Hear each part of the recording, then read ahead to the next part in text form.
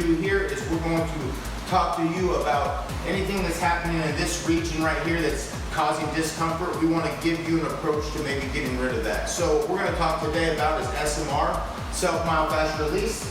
When we have pain in the lower back, typically it's coming from above or below, and there's sometimes the erectors that go straight up and down.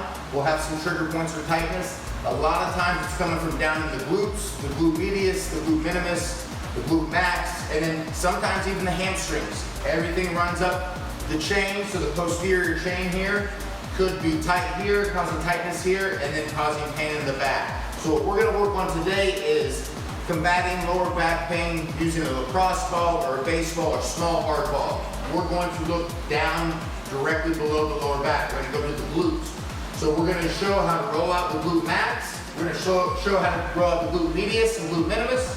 So we're going to kind of give you all these tools to try. If you're really, really tender when you're doing these spots or rolling out these spots, then you want to roll more. That's telling that you have either an adhesion or not in your muscle.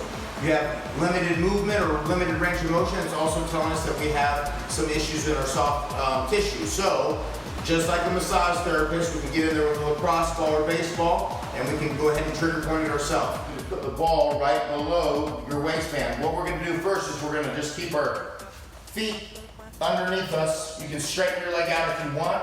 Eventually, we're going to work on crossing the leg over. Now, what you're going to do is you're going to roll, and when you find a tender spot, you're just going to sit on it, whether your legs cross, straight, or you still have it bent. So I have a tender spot right there. So that's telling me that I have a knot, an adhesion, I've got tight muscles there. Just like a massage therapist would with their elbow or with their thumbs, you're going to sit on the spot, you're going to take 5, 10 deep breaths. If it's still tender, you're just going to move slightly around, and if it's still really tender, you're just going to sit on it. Same thing, once you find that tender spot, so I'm not as bad here. So I'm going to move. And I'm more in my glute max now. So the glute max, you're literally just putting the ball right in the middle of your butt. So right in the glute, you're gonna lay on the ball. I like to have my legs straight for this one. And I'll move my hips around, and when I find the spot, like right here, then I'll sit on it.